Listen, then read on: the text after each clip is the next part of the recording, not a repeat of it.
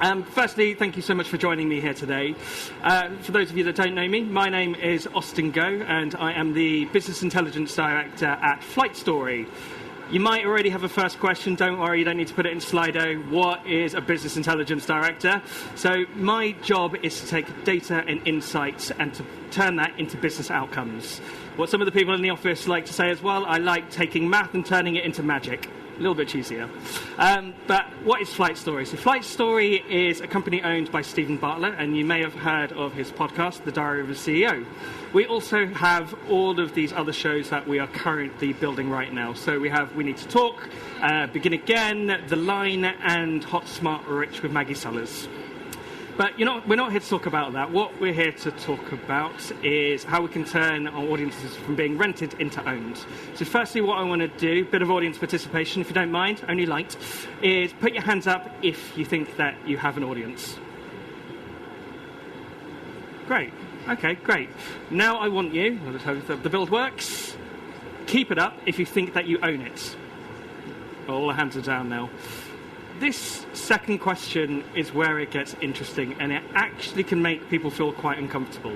Because if your business is predominantly owned on YouTube, TikTok, Instagram, Spotify, you don't own your audience, you're renting it from someone else. And that's where it gets really interesting. If it's algorithm-based, it means that they control if your channel grows.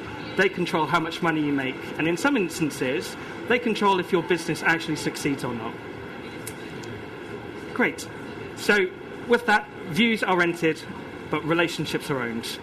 And what I'm going to take you through is how we can change that mindset. And it's the biggest thing that we really thought about as we developed the Diary of a CEO and these other shows, that how can we take that ownership, because we were seeing so much volatility with the views, and we weren't able to really predict what our business was going to do in the future. Sorry. There we are. Great. So we're going to start with the platform trap. And what we know is that we had the creator economy, and it's been fantastic for so many individuals. We've been able to see businesses like Mr. Beast go from being in a bedroom to being global superstars overnight. And that is fantastic. But that has all been built on rented land. Because when you don't control your distribution, you do not control your stability. And I'm going to take you through some examples now. So, did anyone see the news last week on Instagram followers? Some people? No? So last week, Instagram decided to do a full-on clean-up of subscribers on everyone's channels. And what we saw was 40 million subscribers removed from these 6 channels alone. These 6 creators lost 40 million subscribers just like that overnight. Incredible. Seeing some shocked faces there.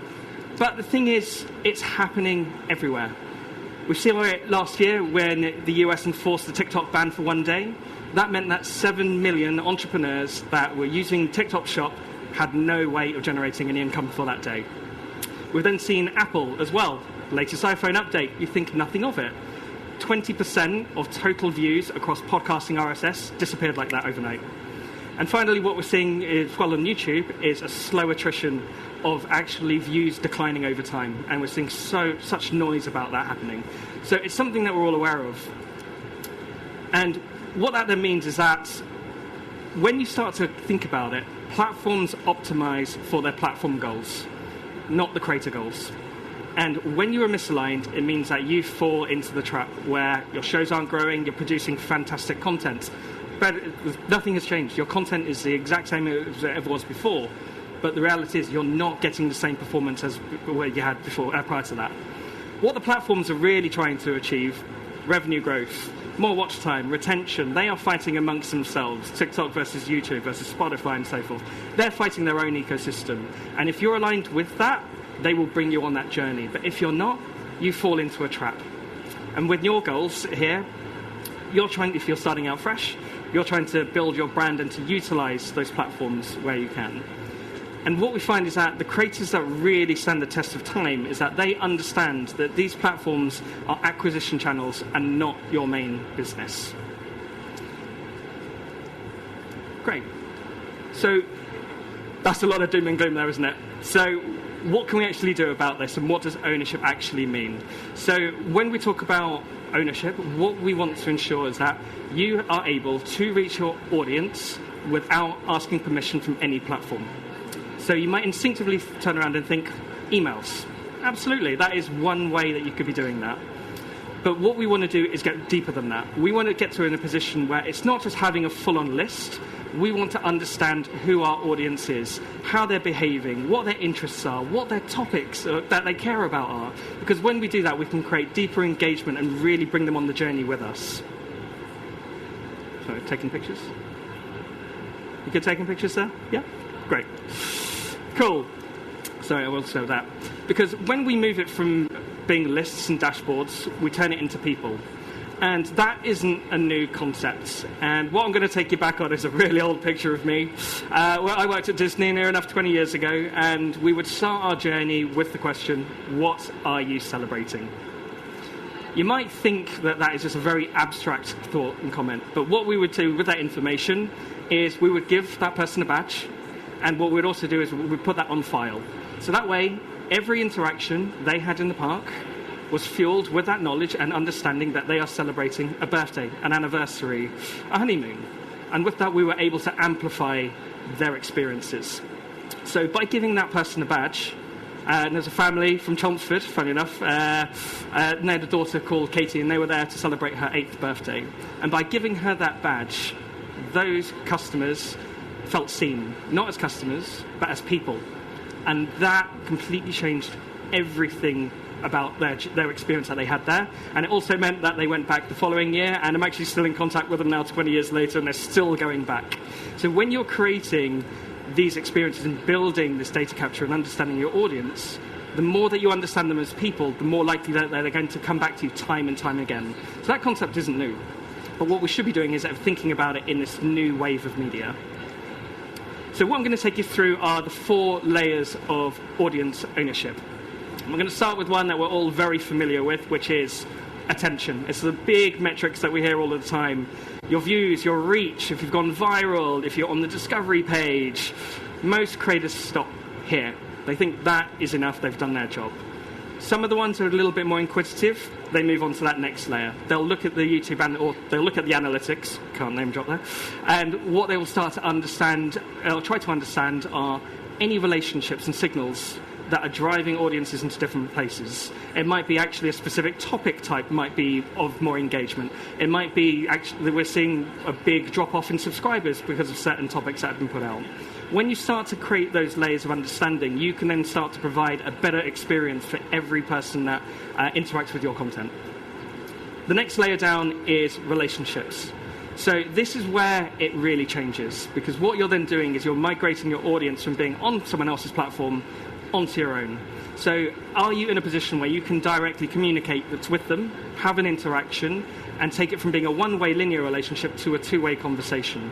And from that, you can create feedback loops, and with that, you can then create a bigger ecosystem and start to drive to the next place, ecosystem. Once you understand what your audience wants, you can start branching out and building other things for them. And what that then allows you to do, it moves you from being on one platform into a multi-touch point, multi-revenue business. And what you've then done is you've changed your audience from being audience first to community first. And that is a big shift that not many people are doing just yet. So what does that actually then look like in practice?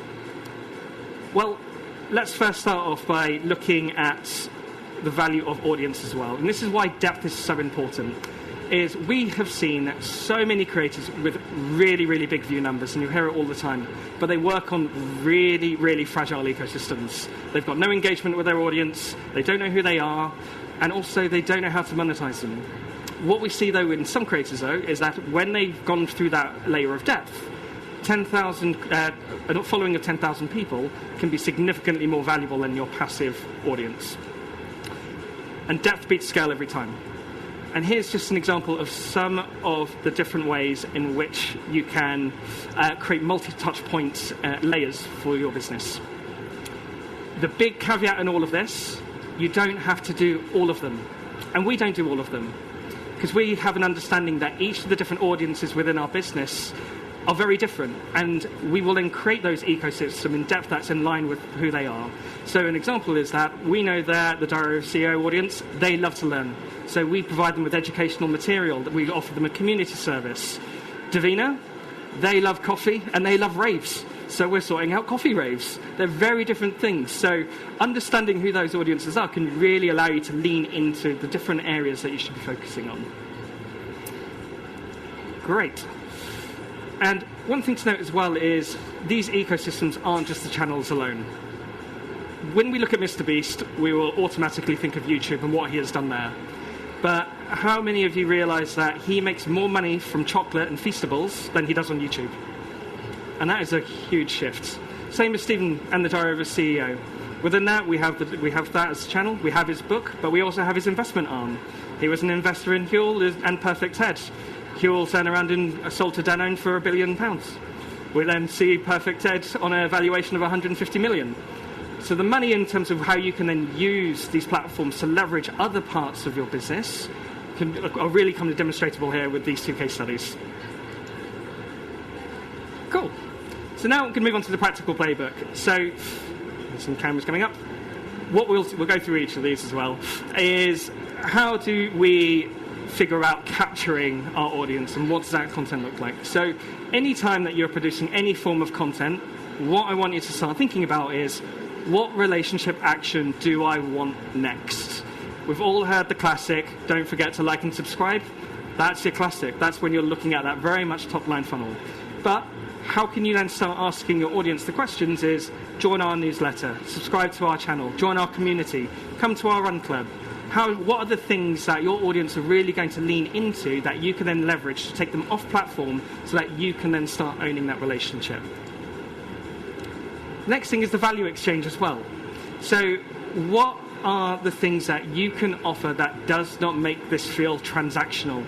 Everything that you should be doing should feel organic and just a natural progression from moving people from the platforms to your own space. It shouldn't feel like a one-way thing or that it's dirty. And again, depending on your audience as well, you will lean into different things. We know that an entertainment audience and what they are after is very different to an educational audience. So the value exchange should be tailored specifically to what content you're producing. And if you have no idea, ask your audience. It's as straightforward as that. Or look in the comments. And here's an example I want to show you in terms of one of the things that we discovered in terms of our approach to deepening and creating a wider sense of community. And we found that most people wanted to share our episode with friends and family that do not speak English. So what we decided to do is we decided to take on that project because what we wanted to do is to foster that sense of community. Within that, project localization came about last July. And what we started there was we decided to, rather than using auto-dubbing with a standard monotone voice, we decided to use AI to translate, or to translate our audio, or our English language into multiple different languages. Well, any of that cost is low, and on top of that, it means you can scale it very, very quickly. So we've gone from translating one language, Spanish, now to over 30 different languages, covering 95% of global languages as it stands. What that then means is we're creating these opportunities that friends and family can then pass it to loved ones. But on top of that, it actually helps us with that top-line discoverability of views. And in 2026 alone, so far, we've already delivered 50 million views of non-English consumption on YouTube alone. And that's just one step in building these communities out. Great. Next one is all about diversifying your touch points as well. So what a lot of people tend to do, they tend to keep their ecosystems to that one linear space. Just because you're on YouTube doesn't necessarily mean you should focus just on YouTube. You can send them to TikTok. You can send them to joining your newsletter. Using each of these different platforms to drive an ecosystem is one of the most valuable things you can do, because what you will also start to understand is that every platform that you work with has different strengths and different weaknesses. And a great example would be on Facebook. We know that a view on Facebook is worth 1 second. That is how a view is defined. Whereas on Spotify, it's 30 seconds. YouTube, it's 30 seconds. So understanding how much of the view is will allow you to decide how you position the content, how you're going to say it, and where you're going to say it. And a big one as well here is investing in first-party data. For those of you that did put your hand down that said you didn't know your audience, you probably know more about me now than you do about your audiences. So what I would definitely recommend doing is that you start to understand the behavioral truths of your audience, how they're consuming, what they want more of. Because when you start going down that route, it allows you to be more creative in the content you produce to the audiences that you know that are going to be there. And the last thing as well, think bigger and think like an IP owner. Oh, sorry, let's start there. Because what we know is that when we produce a video, there is no guarantee if it's going to go viral or not. But over time, with IP, that compounds. And that is where you generate the value for your business. So, I'm going to leave you with this one last statement and question. So, if every platform disappeared today, could you still reach your audience? Thank you very much. I'm Austin Goh. You can find me on LinkedIn there. Thanks for the applause. And I'm here all day if you want the questions. Oh, I have 5 minutes, actually. I do have 5 minutes. I can check Slido, see if there's any questions. No? If not, I can take questions. Can't hear you.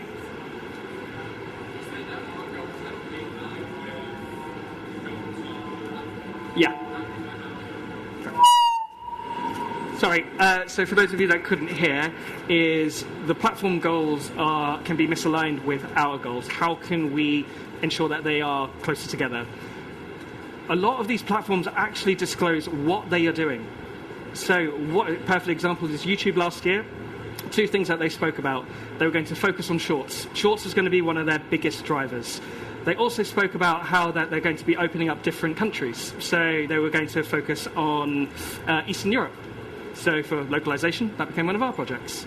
The other side as well is they were talking about how they were going to start creating a different algorithm ad model. So how they were going to distribute ad revenue. So the ways in which you can figure out and understand what's going on there is literally just going on their platforms and looking at their news articles.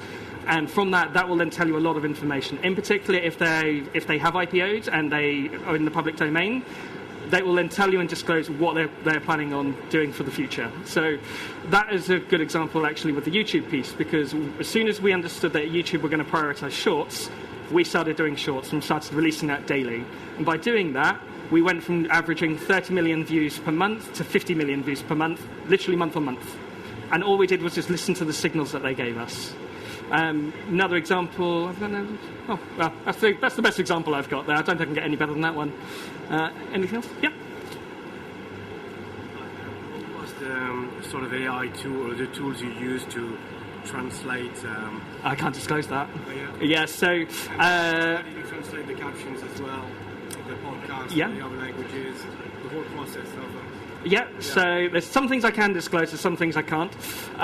So the question is around how we're currently utilising AI, and we lean into it heavily. We do, and what we see it as a vehicle for helping us to amplify the work that we're already producing to do more rather than as replacement. So that's kind of one thing to make sure everyone understands.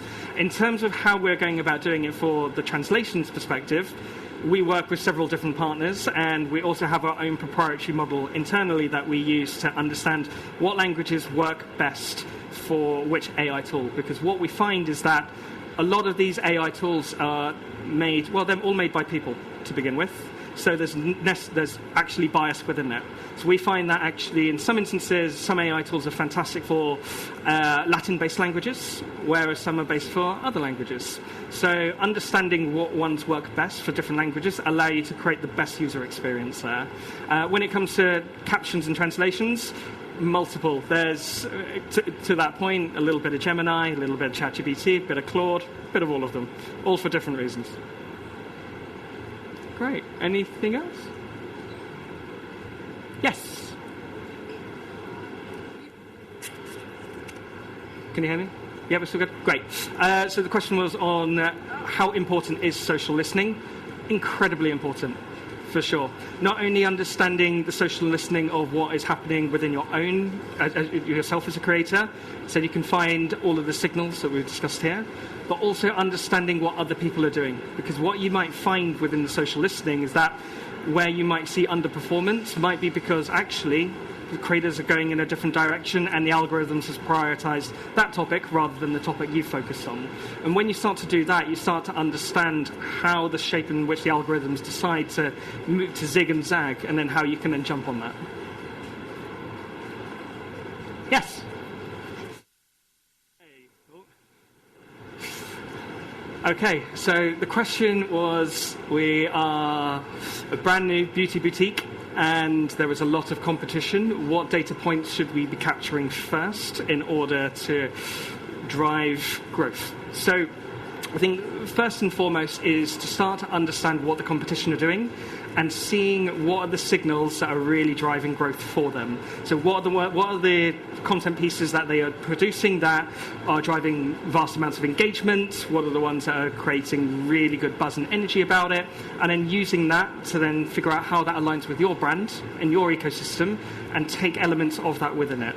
Because what you're then doing is you're naturally aligning and creating an affiliation with the topic types in a way, and aligning with the topic types. And I will probably need to think on this a little bit more than being on stage. So I'm going to grab you after. Sorry. Anyone else? No? Great. On that note, we're going to continue that chat. Thank you very much, everyone. Here all day.